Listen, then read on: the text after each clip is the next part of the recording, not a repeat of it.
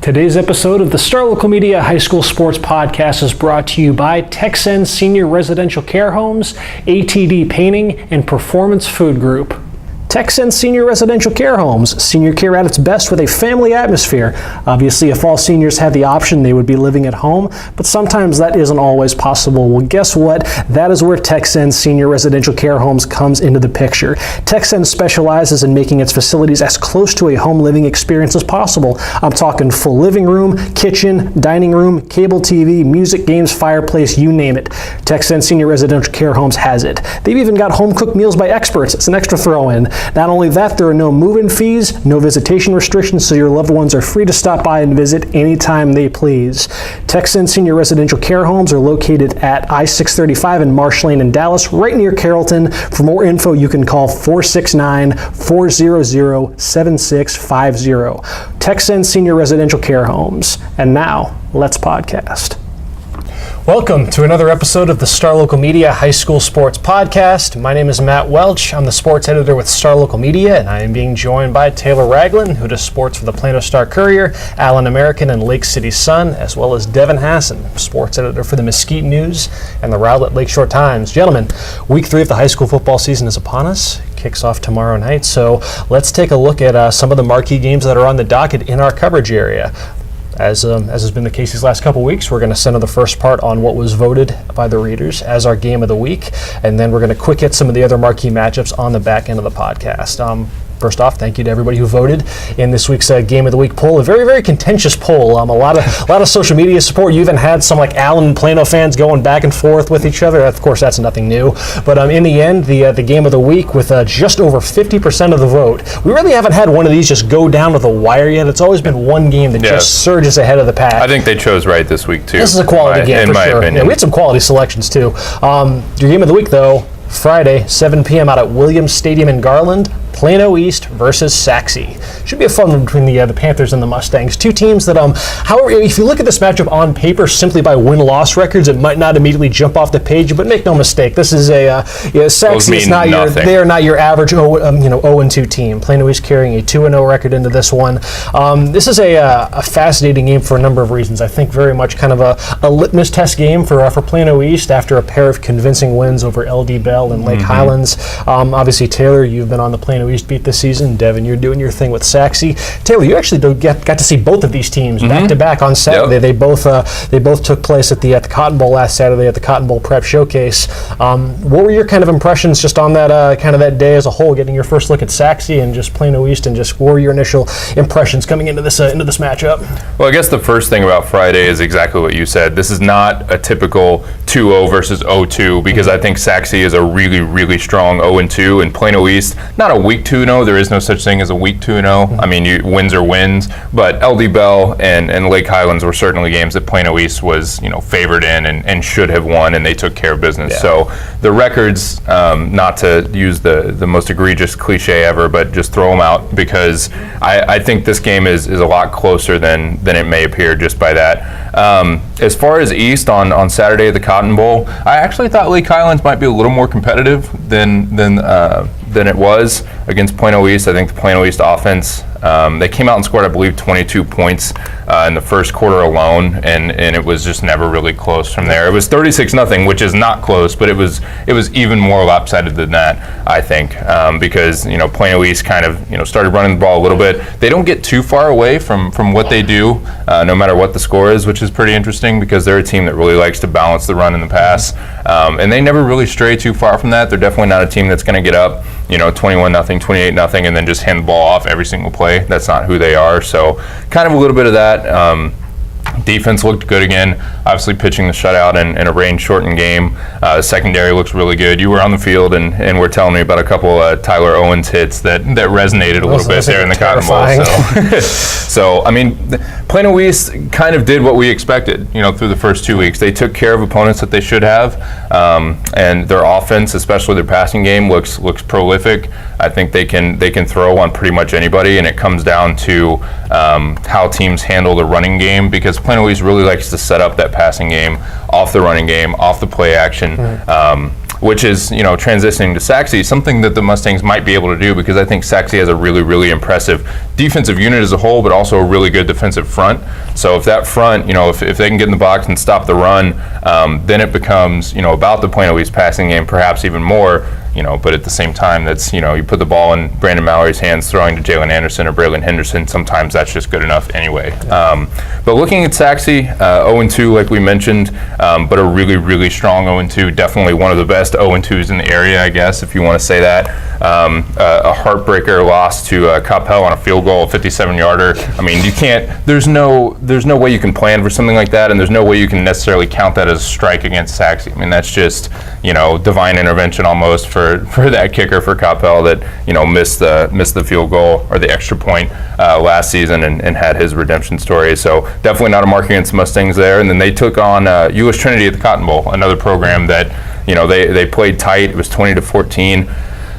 The difference in that game was Sachse quarterback Anthony Beltran had 2 picks to go with his 2 touchdowns, and I think that was probably the difference, especially a critical pick late. They were down 6 with a chance to drive down and win the game with a touchdown and an extra point, and they had a pick thrown on the final drive. So that's kind of, I think, the key for me with Sachse. If they want to come out and beat East has a much improved defense and a good secondary, so they're going to have to figure out the quarterback play, not turn the ball over and put the ball back in the hands of the Plano East offense, because that's a recipe for, you turn the ball over with a pick, Plano East gets the ball at their own 40, and all of a sudden they throw a 55-yard pass and they're going to go down and score, and you're down 7 more points out of nowhere. So I think if Sachse can get solid quarterback play and play well on defense to kind of limit East to either the run or the pass, then that's kind of their route to victory for me. Sachse's 0-2. I mentioned the losses to Coppell, to U.S. Trinity. Obviously, no slouches there. And those losses came by a combined 8 points. 30-28, 20-14. So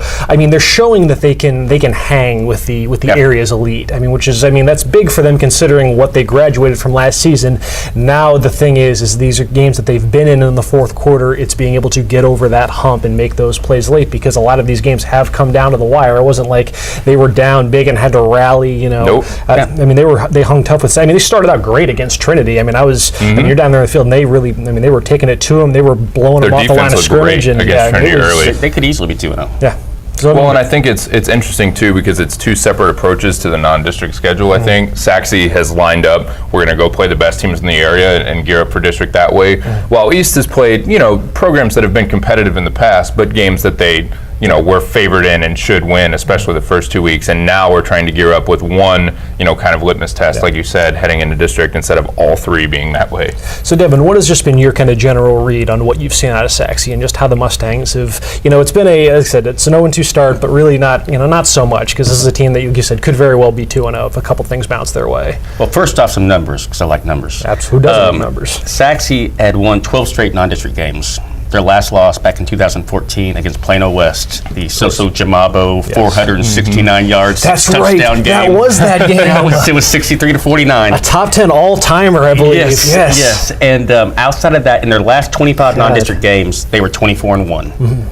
And only 4 of those had been decided by single digits.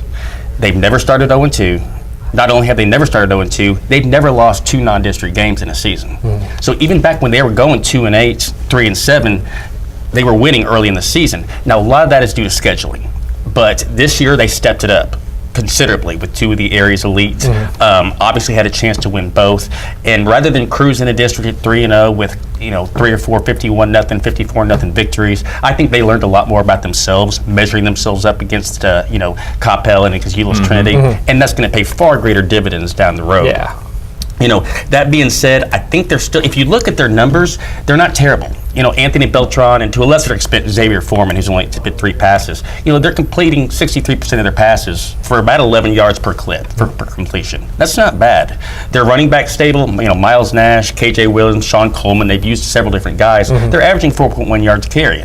That's kind of what you're looking for, is in that range as far as an average goes. They've got options on the outside. Derek Rose is off to a nice start to the season. Cameron Cromer, Trent Dean. Their offensive line has played well, arguably. It's just a matter of sustaining drives and kind of developing that rhythm with Anthony Beltran as the new quarterback. If you look at their possessions against Coppell, 9 possessions, 3 3-and-outs, 5 plays or less.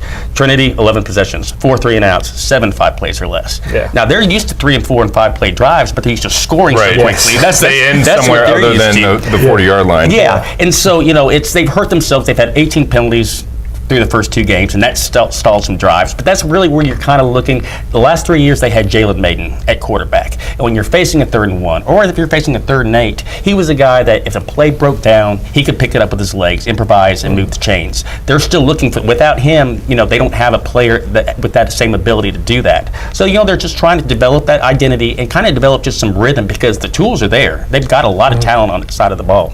Right. Well, I mean, if you look at Beltran's line just in the Trinity game, if you cover up the interceptions, 17 for 25, 68% of his passes, 178 yards, and 2 touchdowns. Yeah. That is a perfectly serviceable line that'll win a lot of football games. Yeah. But then you add in the 2 interceptions, especially the one right at the end, and that's that one little thing that just broke it, and you lose by 6. So if you clean that up, you have a perfectly serviceable, a good starting quarterback, I think. Yeah, and even on the other side of the ball, Sachse has been solid. I mean, that front four, Hunter Spears, who broke out as a sophomore on the defensive line, was injured all of last season. He's committed to Notre Dame. You wondered, well, is he going to be the same player? He's proving so far he's probably even better of a player. Through the first 2 games, he's just been a force on the defensive line. 20 tackles, 5 tackles for loss, several quarterback pressures. And he's not alone. Clark Yarborough, Josh Stafford, these guys had big games last week. They're really good in the middle with Bryce Robinson. He's a Texas Tech pledge. He had 13. He's going to basically average 12 to 15 tackles, this season. He's just that active. Jordan Brooks is another player that stepped up around him.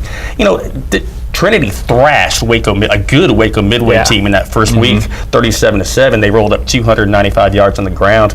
Well, Sachse held them to 2.8 yards per carry. And the 34 that came on the last play when they were just trying to strip the ball and trying to make a turnover because Trinity was trying to run out the clock. Coppell, pretty much the same way. Coppell, averaged 4.8 yards a carry, but most of that was on 3 plays. Outside of that, it was like less than 3 yards a carry. So that front 7 is very capable. Same thing in the secondary. I mean, they gave up 149 yards to Coppell passing and 105 to Trinity. I mean, if you allow less than 150 yards per game, any coach will take that. They got a playmaking safety in Micah Buchanan, who had a 100-yard interception return for a touchdown that first week. Braylon Brooks, P.J. Barber. They have capable back guys in that secondary. So, they're just a player too. They're not, like y'all both said, they're not your conventional 0-2 team. Yeah.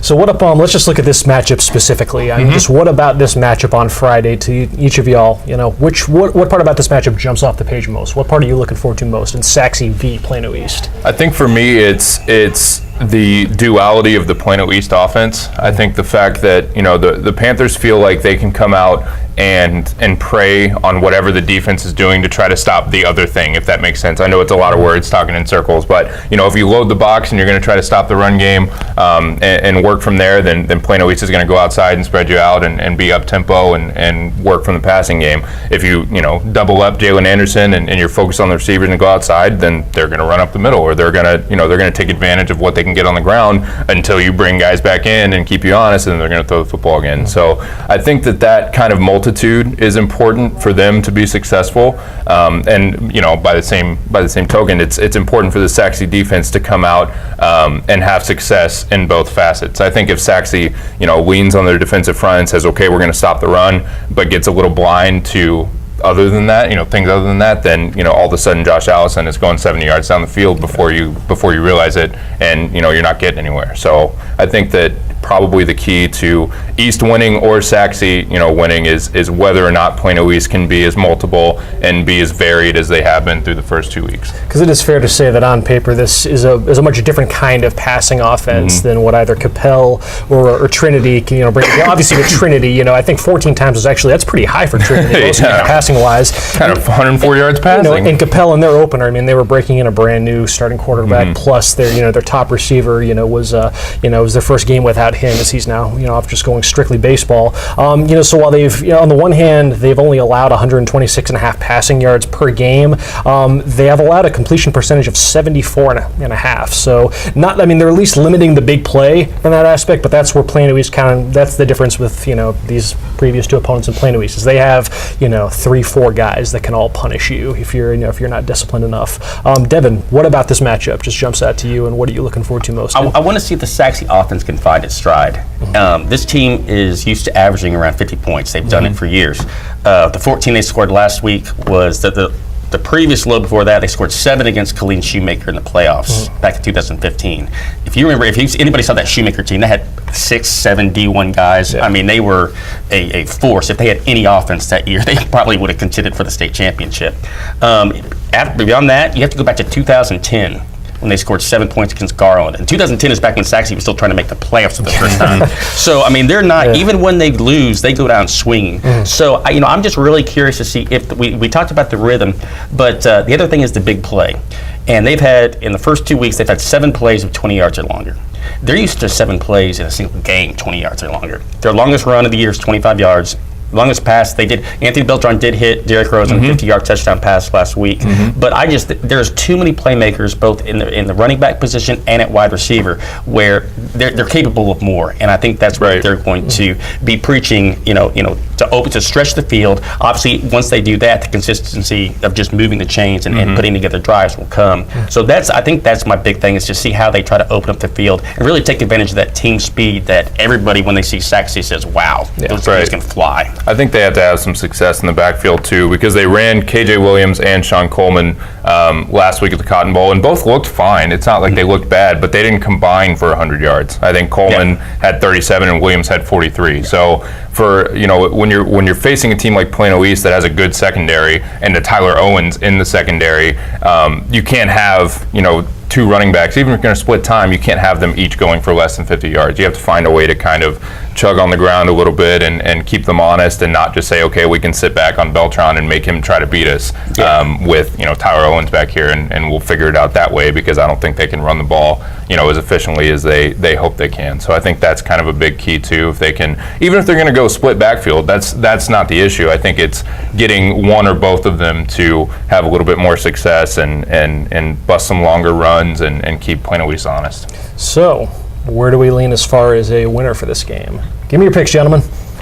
I have the 0-2 team beating the 2-0 team. For the reasons I mentioned before, I think the Sachse playmakers are kind of due for a breakout.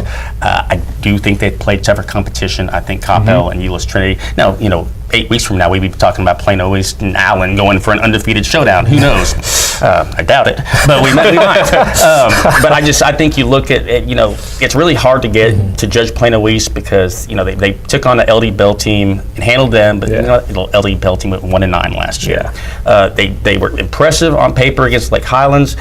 Again, I heard somebody mention in the podcast on Monday, but Lake Highlands was a playoff team. Well, they played in that district. And I mean, the teams that they played that were legit playoff teams in my eyes, Coppell and Jesuits, they couldn't handle, and they ran into Sachse in the first round, and Sachse disposed of them. Sachse, even at its best, even with all the talent they have on defense, it's still going to give up some points. They just are. And but I think they kind of have a breakout. I think big plays, special teams could be another factor because Sachse has burners out there. So I think this is the week they kind of break out. They use that experience from the first 2 weeks, and I'm seeing not a blowout, but maybe a 31-24, 34-27 type game. All right. Where'd you lean? I took Plano East, and I think for me it came down to, looking at the defenses. I think both have their strengths, and I think both are good defensive units this year. So if you're going to call that, not necessarily a wash, but if you're going to call that largely even and consider that both teams are going to put up some points, I think you have to look at the quarterback position. And I think Brandon Mallory has shown that he's extremely mature this year. He's very comfortable running the offense. He's very comfortable with the reads he has to make. He's obviously very comfortable with his wide receiving core, and I think that the Plano East passing attack is going to bring a different look that Sachse hasn't quite seen yet, and I think it will be close. I'm not sure exactly how much I had East by, maybe 7 in my preview this week. I think it's going to be a great game. Obviously, I agree with it as the choice for game of the week, but I think the East offense is really clicking on another level, and I think that it's going to take a pretty stout night from Sachse in the secondary, especially to slow it down and not get just outgunned. Because even if if you get in a shootout with Plano East this year, it seems like if you're getting into a game where both teams are in the 30s or 40s, that's going to be a tough game to win because they're just so explosive. So I think that's where I came down, but it's not quite a coin flip for me, but I mean it's close. It's going to be a great one. I'll just for a tiebreaker, I'll weigh in. I mean, for obviously I won't go as long. I'll just give kind of a Cliff Notes version here where I'm leaning. I took East as well, more so just out of just kind of a feel for. I feel like they're a bit more solidified in their identity on both sides of the ball right now. It does feel like Sachse's offense is still kind of ironing out some kinks, trying to find its way. And I mean, granted, that's taking a bit of a leap of faith because obviously we know that East defense had its they had their down moments last season. It's a group that's come in with a very renewed sense of confidence and continuity from last year. This will definitely be the week that they figure out if they're for real, I think, or at least the beginning of that process. Because I mean, so far, like I said, on paper, I mean, they've looked the part as far as trying to this march to redemption that the East defense has been on. They've allowed just an average of 136 yards per game, 104 against Lake Highlands, albeit in a rain-shortened game, but still the majority of the game got played. 168 versus LD Bell. So they've looked the part, not just Tyler Owens, in the secondary, but also their cornerback Zach Nwachuku, Josh Blagowski within the front seven. I mean, it's a group that I don't know, like it's a bit of a leap of faith because I know that we can be burned by them in the past. We've seen what happened last season, so it is just kind of going on a hunch that that they'll be able to hold up their end enough, because I do think that East offense and Sachse's defense in a large part, I don't want to say they'll cancel each other out, but that will be I think the disparity between the Sachse offense and the East defense, a bit more in East favor is where this game will be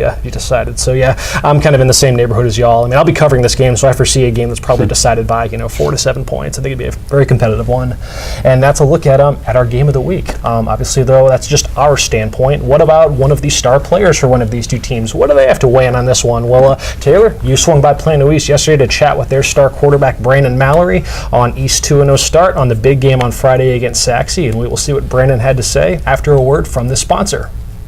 Let's take a quick break to talk about ATD Painting. Whether it's painting, staining, carpentry, residential, commercial, interior, exterior, if you need it painted, ATD Painting has got you covered. At ATD Painting, their goal is to provide a home improvement experience that is a great value, trouble-free, and enjoyable. And painting is really just kind of scratching the surface as to what these appointments entail. For ATD Painting's interior projects, things like painting, wall repair, ceiling repair, they'll make sure that your floors and furniture are protected and that everything is all cleaned up afterwards. For exterior projects, not only will they do the painting, but they will hand scrape loose paint, reattach loose boards, recalc windows or doors, plus much more. Not only that, if you visit their website right now, atdpainting.com, you can find a coupon for $200 off a complete exterior purchase.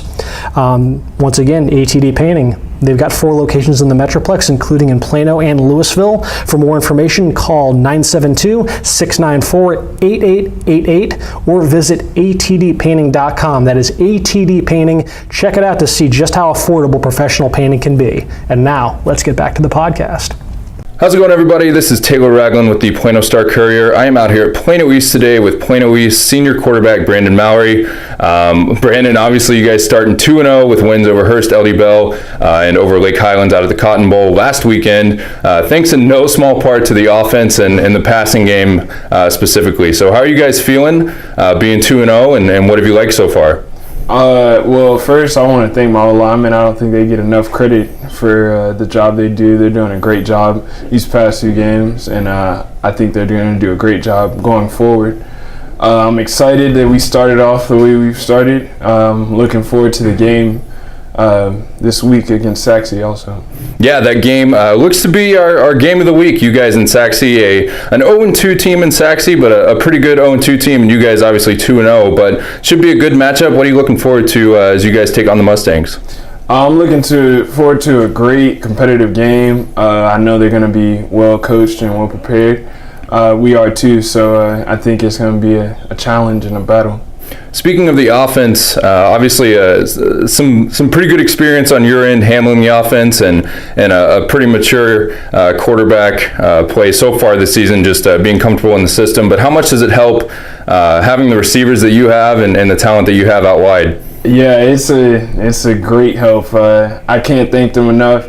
They make me look good always. So I love giving them the ball, and they love getting the ball. So Right. So, the offense gets a lot of the credit, I think, in general for you guys' wins. You've had some pretty big wins, and obviously the 36-0 shutout last weekend. But I mentioned the shutout because I think y'all's defense has had a pretty good year so far as well, coming off kind of a down year last year, going 3-7, and obviously the 599 game is kind of a sticking point. Yeah. So how much has defense been an emphasis for you guys, and how proud are you of that unit so far? I'm very proud of them. They've really, really impressed me throughout these 2 games. I think they're the main reason why we were allowed to put up so many points. They shut out. They had a lot of third down stops, and they just gave us the ball, and we scored and did our job. Right. I mentioned your experience in the offense. Obviously, been the starter for several years now. How do you think that helps you kind of feel comfortable back there and run the offense as efficiently as you have been? I feel very comfortable back there. I think it's really, like I said, it's my O-line also. They done a great job protecting me and giving me enough time to deliver the ball to my receivers and allow them to make plays. But, yeah, I feel very comfortable and I fit very well in that scheme. Speaking of veterans, I know this was the first year that you guys had player-elected captains, and I know that you are one. So how has that panned out so far, and how have you guys kind of taken it upon yourselves as captains to kind of lead this team and be those senior leaders that you guys need? I think it's a great opportunity for us to be held accountable and to lead our team that we need to lead to go to the state championship. We have goals and aspirations that we want to achieve throughout this season. So. Right. Heading into the matchup with Sachse this weekend, the last non-district matchup, how do you guys think you match up with the Mustangs, and what do you think are some of the keys to this game and some of the keys for your guys if you want to take home a victory? Come out fast, play hard, and we just limit our mistakes and limit our turnovers. Just take care of the ball, and we should come out with a dub. Speaking of taking care of the ball, you guys have had a pretty solid running game so far this year to kind of balance out the pass attack and keep defenses off balance a little bit. So have you seen that, I guess, for you, and how does that make your job easier, knowing that the run game is always also an option and it's not all on your shoulders? Yeah, it helps a lot. It balances out just the offense in general. I think it keeps the defense on their toes because they don't know what's coming, and it helps us a lot. Right. I guess the last thing then is if you guys go out and take care of business this week and hopefully get that 3-0 start that you guys want, how important is that heading into 9-6A, a tough district full of a lot of good football teams, and hopefully heading into the postseason as you guys try to rebound from that 3-7 year last year? It's very important. We want to at least come in, even though it's not a district game, we still want to come in 3-0 and have that perfect record because, it's always important to be in the standings. You always want to win, of course. So. Right. All right, Brandon. Well, thank you for your time. For coverage of that game, Plano East versus Sachse this weekend, and all other Week 3 matchups, Texas high school football matchups in the area, you can visit starlocalmedia.com. Thank you. Thanks again to Brandon Mallory for taking the time to chat with Taylor in anticipation of our game of the week as voted on by y'all, the readers and listeners. Plano East versus Sachse. Obviously, that's not the only big game on the docket this week. Got plenty more. Some pretty solid matchups, all things considered. So let's quick hit some of the other big games that are on our coverage docket. A game between this game could very well decide the district championship. Mm-hmm. That's right. We're 3 weeks into the season already. Yep. We've got district play underway in the 9-team 7-5A Division II district. A rematch of last year's by-district playoffs. Frisco Reedy versus Lake Dallas. That one is Friday, 7 o'clock out at Falcon Stadium. A lot of the same pieces are back from last year's meeting. That meeting won by Lake Dallas 37-34, albeit in a very dramatic fashion. They were trailing that game 28-16 in the third quarter. Had to make a furious rally behind the arm and the legs of quarterback Ryan Depperschmidt. He's back doing his thing, as is Reedy's Josh Foskey. It is as good a QB battle as you'll find in the Metroplex at the 5A level.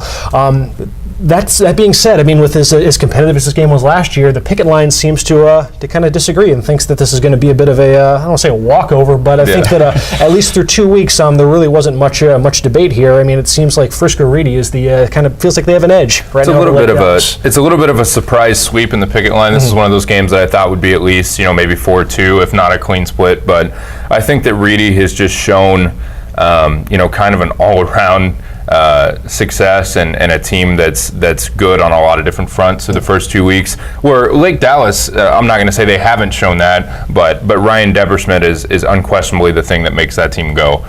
He's been outstanding as usual, accounting for nearly all of their touchdowns in one way or another. And they've looked really good too, but I think right now just the way that Reedy came out against West, that 32-point victory and taking care of business, and then handling the Colony last week, that wasn't a handling. Colony gave them a game. By handling, I mean the fact that they came out on top, not that they handled them in a way that the Colony was bad or anything. But I think just kind of the resumes to this point and just kind of the eye test maybe a little bit, coupled with the fact that the way Lake Dallas won that game last year wasn't exactly convincing. It was a crazy comeback and a lot of other things. So, but with us going full sweep for Reedy, that means Lake Dallas probably will probably take it, because that's how it usually works. Huge test for Lake Dallas's defense. I mean, that's a unit that Lake Dallas is almost like kind of like McKinney North in the sense that they've just had this reputation as kind of an offense first team and a team that needs to win like 37-34 style shootouts. Coach Mike Young has said that this defense he thinks could be one of the best ones they've had in quite some time. A lot of experience back on that side of the ball. This will be a very fascinating litmus test to see what they can offer, because the weapons, whether it's Josh Foskey, whether it's Arizona State commit Nolan Matthews at a tight end, they've got some weapons that will test Lake Dallas in a way that Denton and Frisco Centennial just can't. And I thought, just kind of looking at the numbers, obviously Josh Foskey, but again, they spread around. They have a deep running back stable. They have a deep, core of receivers. Whereas you look at Lake Dallas, Ryan Depperschmidt is not a one-man show, but they rely on him a lot more than Brady does Josh Foskey. And, after getting torched for 385 and 5 touchdowns a year ago, it serves as a blueprint for how to stop them. Not that they can, but, they've seen it before. And so, I think they had that kind of motivating factor. I think they had the film. I think, they'll be more prepared rather than having a week. They probably have been eyeing this for months. Oh, yeah. But I do expect it to go down to the wire, just like last year. That was a 37-34 game that Lake Dallas was able to pull out crazy late. But I think it goes down to the wire again, but this time it's Reedy that's able to pull it out. The picket line was a clean 6-0 sweep for Reedy, so we shall see. There's that bulletin board material for you, Lake Dallas. Prove us wrong. Another big game in the Frisco area. This one is actually a Thursday night game. This is a matchup between Frisco Lone Star and Highland Park, a doozy of a matchup at the 5A level. You got number 2 Highland Park visiting. I believe they're playing at Memorial Stadium in Frisco to take on number 4 ranked Lone Star. And these are state rankings, not regional. I was going to say we go from a district championship game to potentially 2 teams with a shot at the state title. Yeah. 2 teams that have just been lighting it up to start the year. You've got Lone Star, which has the number 1 ranked offense in 5A through 2 games, 465.5 yards, versus the number 2 offense in Highland Park, 465. So the difference is, though, Highland Park, yes. Highland Park is, when you're, taking wins off of Rockwall and Mesquite Horn, teams that went 2 rounds deep at the 6A level last season, they do what they do every year. 2-time reigning state champions, they just reload, and they've got one of the, maybe the best quarterback at the 5A level right now, and Chandler Morris, who has got a 150-yard lead already on the rest of the field for the 5A area passing title. It'll be, Lone Star's defense has been just lights out and just allowing 188 yards through 2 games. They've outscored their opponents 93-8. And then 1 touchdown was in garbage time when they were up 40-0. So they've done what is expected of a team with that kind of prestige. But when you just look at that, kind of just like we were saying about Reedy, with just the optics and the eye test, and just when you're doing showing what you did against the the kind of firepower that you see at the 6A level. That weighs a lot in this pick. So that's why I ultimately sided with Highland Park in this one. Yep, same thing for me. I took Highland Park. I think it's just one of those cases where it doesn't quite feel like picking Allen at this point, but it feels kind of similar in that what reason do I have to go against Highland Park right now? Until I have a very good reason to go the other way, I'm going to take the Scots in pretty much every game they line up for. No, if you need a very good reason, Devin. And it's tough. Highland Park has lost 6 regular season games in the last 5 years. Wow. So it's really tough to pick against them. I was keeping an eye on that the game against Horn last week, and Chandler Morris, who threw for 360 and ran for $120, I think, the first week against Rockwall. Him and Finn Corwin hooked up 4 times for touchdowns. Horn actually did a pretty good job outside of that combination, but they just simply couldn't stop that combination. Chandler Morris, as you mentioned, not just with his passing numbers, but one of the best dual threats. Thus he can far. scoot too. Benner Page has been solid out of the backfield, and again, Lone Star, there's just there's so many questions because they haven't been challenged in these first 2 weeks. And so, they've gotten good performances from, Julian Larry at quarterback and Quinn Maloney and people like that, but those people are on the bench by halftime, and they've been able to spread it around. So it's really tough to tell. I picked Lone Star just on a hunch. If this game was at Highlander Stadium, where they haven't lost since 1999. There's no way I'm thinking Highland Park. But I think Lone Star has been one of those teams that's proven they can play with the top teams in the state. I think they'll be more rested. I think they've kind of hidden their playbook, so to speak, because they haven't had to unveil anything. Yeah. And I think it's going to go down the wire. It wouldn't surprise me if this was another coin flip. Basically, this time I gave the nod to Lone Star. Picket line was full of coin flips this week. I mean, Matt lined it up for us. A tough one. That's how it's supposed to be, man. So, as far as the picket line goes, the majority favored Highland Park in this one by 4-2 margin. And that's a nice segue to another game that's very highly anticipated. Allen and Coppell. We talked about a 6-year sample size. Allen has only lost one regular season game over the last 6 years. It was to Coppell. Back in 2012, a fun game that went to overtime, 27-24 in favor of the Cowboys. The very next week, some kid named Tyler Morey or something like that, got some converted punter, I think. He got the nod at quarterback, and apparently, I guess Allen's been doing okay since then. So Allen, obviously, Coppell shares that distinction of being the last team to hang an L on Allen during the regular season. That game was also at Buddy Eccles Field, where Coppell is notoriously difficult to play. As far as Allen's been back there once since then. Back in 2016, they won that game 42-20. Allen has, much like a team like Lone Star, they haven't really been challenged much yet, which is odd considering that they opened against a program the caliber of Mesquite Horn. They won that game 40-0, and they were leading 52-0 in the fourth quarter against Utah East before. Allen's defense didn't allow its first points of the season until the fourth quarter of the second game. It means they outscored teams 92-0 before Utah got a couple garbage time touchdowns on Allen. Fifth string. It very well could have been. It's your typical Allen defense. They're always quick out of the gates, especially up front. They've had to replace their defensive ends several years now. It just doesn't matter. They just replenish and reload, as a school with nearly 7,000 kids will do. But they'll have their hands full. I think that should be probably, I guess, on paper, the most fascinating aspect of this matchup is Allen's stout defensive line, led by guys like Jaden Jernigan, Seth Mason, Emmanuel Nakori, going against a Coppell offensive line that is as big as they'll see all season. Coppell's notoriously strong in the trenches. They got one of the more physical running backs that you'll see in the area, a kid named Ryan Hurt, who, no pun intended, he stays true to that last name with the style of play. He was, Coach Gamble talking with him earlier, he was comparing him to Larry Zonka and Jim Kick and Norm Bulash, and dropping all sorts of... How many people watching this are like, what? Who? Dropping all sorts of, I wonder if Ryan Hurt's ever been compared to Norm Bulash before, but dropping all sorts of just old school running backs, and that's just the kind of just hard-nosed, rugged approach that Hurt brings to the... And he had success last year against Allen, averaging 4.5 yards per carry, which is strong considering how most running backs traditionally fare against them. But I still side with the Eagles in this one. It's just tough to go. I'm with how hot Allen's defense has been to start the year. With Coppell again, it's an offense that is still, I think, through 2 games, still trying to find its identity. They were efficient, if nothing else, against Sachse. They don't necessarily have the big play explosiveness that they had in years past with Brady McBride and Blake Jackson, Gabe Lemons. Still trying to develop that, and Allen's just that's just a tall order to draw just your third week of the season. Yep. I fall on this one the same way I did for Highland Park and Lone Star. Allen is the example of a team that I'm not going to pick against unless I have a very, very convincing reason. That win 5 or 6 years ago, however long ago it was at this point, isn't that reason for me. I'm going with the Eagles pretty much every week until they give me any reason to believe that they're not going to steamroll somebody. Well, and Coppell is always, they have that they're well coached, and they're the one team that they're not going to be intimidated by Allen. No, not at all. And they played Allen tough year in, year out. Yeah. It may not sustain to the end. Allen may get them late, but they always play them tough. I'm interested to see, Jonathan McGill and KJ Liggins, they're two-way playmakers. They really haven't incorporated them on offense too much. That may be something they say for later in the season and say this is a non-district game, we're not going to do it. Right.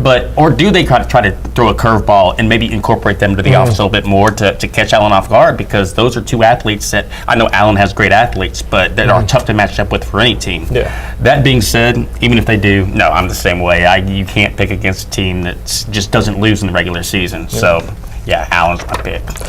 This was not a unanimous pick though on the picket line. Not a sweep. A 5-1. Justin Thomas going with the Coppell Cowboys to score the upset. So we shall see. Reedy with more confidence this week than Allen. Justin will be covering that game firsthand. So, so let's see. Let's round this out with a look at another doozy in the Denton County area. The Colony versus Trophy Club Byron Nelson. This one's Friday, 7 p.m. out at Tommy Briggs Stadium. The Colony, two high-scoring games to start the year, albeit ones that were very different from a productivity standpoint.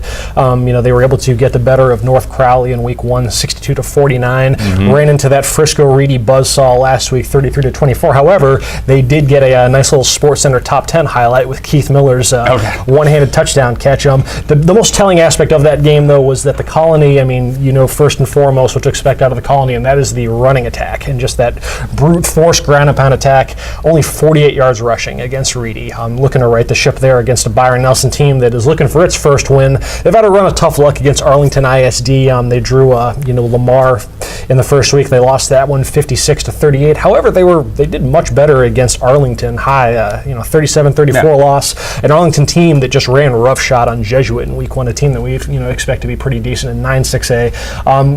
Some weird numbers about that Lamar game, though. It was very Plano versus El Paso Eastwood, if you will. They ran 82 plays to just 43 from Lamar, so they had almost a 40-play advantage in snap count, but they lost by 18 points. Got victimized by the big play. We know that the Colony is capable of rattling off big plays, especially on the ground, with Jaden Abdallah, Miles Price who can double as a pass-catching threat and a special teams threat. Again, though, that Arlington game, though, that kind of reins me back in a bit because they were leading Arlington at the half in that one, 27-17. They're going to, they like to push the tempo. They said they ran 82 plays against Lamar. They ran 74 against Arlington. So it'll just be interesting just to see kind of how the Colony's defense acclimates to that kind of tempo. But all things being considered, kind of a coin flip game for me. Yep. Both teams are expected to make the playoffs. I rolled with the Colony in this one. Yep, I did as well. I was thankful this one wasn't on the picket line because this was, I think, a true, heads or tails for me. But I went with the Colony. I like the 33-24 loss to Reedy. I think Reedy's a really, really good 5A football team this year.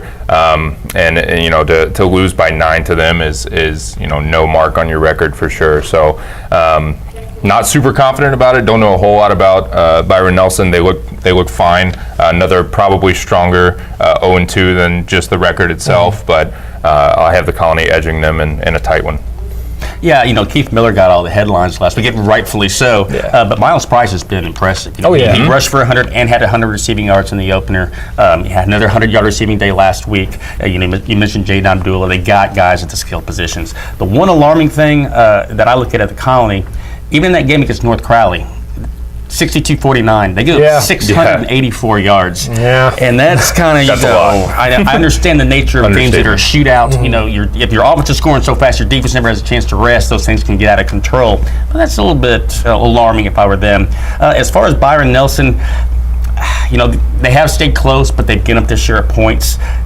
They do use a quarterback rotation. Hudson White and Parker Turley have both come in and put up similar numbers, but just based on their stats, they look like they have similar skill sets. It doesn't look like they bring one in because it's a dual threat and one's a more traditional drop back passer. It looks like they have similar skill sets. They just haven't decided on which one. And I'm not a big fan of quarterback rotations. I think it's hard. I think it affects the rhythm. I think it just disrupts things. I think it makes things more difficult. So maybe they decide on somebody this week. But I'm not a big fan of that. I think the Colony has too much on offense, too many at the skill positions, and again, Trophy Club, 56 to Lamar, 37 to Arlington, not enough defense. I think the Colony wins by about 10. All right. That is a look at 5 marquee games that are on the docket for our coverage area. Gentlemen, what are your coverage plans like on Thursday and Friday? What do y'all have lined up for the rest of the coverage week for football? Thursday, I will be out at Mesquite Memorial Stadium for North Mesquite, who missed their game last week as they returned to the field to try to build on their 1-0 start under new coach Tim Cedar, and they're going to be playing Fort Worth Pascal, who doesn't come to this neck of the woods very often. Nope. So that'll be an interesting game. And then I have another good one on Friday, Rowlett and Plano.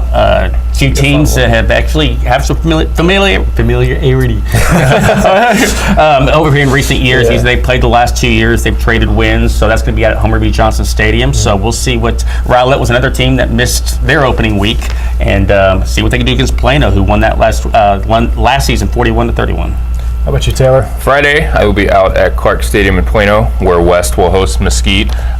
West 0-2, Mesquite, I guess officially now 0-1. I think we got word earlier that they went back and forth all day yesterday, and finally the coaches talked late. Yeah, it was 7-0 at halftime. I think why they required so much deliberation. I know. Well, it's officially once the game from the Mesquite ISD athletic office. Once one half is in the books, it's official. Yeah. Right. But the Grand Prairie, he didn't want that counting as a loss. The coaches talked it over. They said, okay, it's not, let's just compromise. It was 7-0 at half, so definitely not deterministic in any way. So I guess Mesquite, 0-1 with kind of they were ahead at halftime. Not a terrible performance, obviously, against Grand Prairie to be up. So that's one of the ones that I feel may be for a Plano West team that's 0-2. Looked a little bit more competitive against Flower Mound.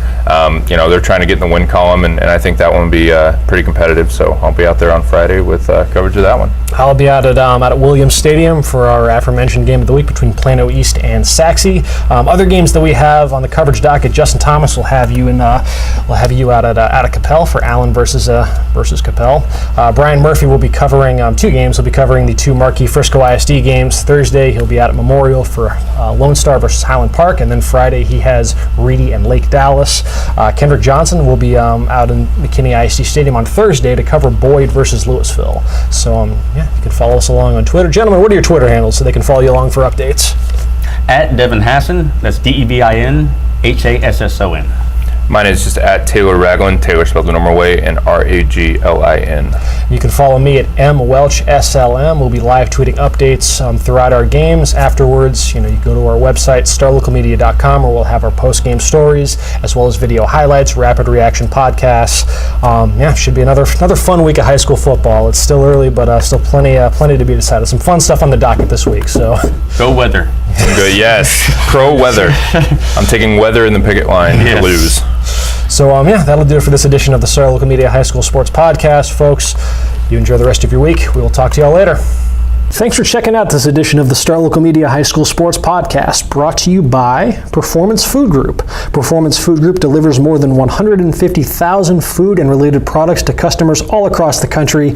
If you want to get in on that process, PFG just might have a spot for you. Their McKinney office is currently hiring. Job openings include Class A CDL drivers and warehouse order selectors, as well as many other entry and part-time positions. An ideal choice for college students or people just wanting to find new careers in general. For more information, you can visit their website at pfgc.com/careers for more job openings. If you prefer to contact them by phone, you can call at 214-491-3130 for more details. Once again, that is Performance Food Group, located in McKinney at 500 Metro Park Drive.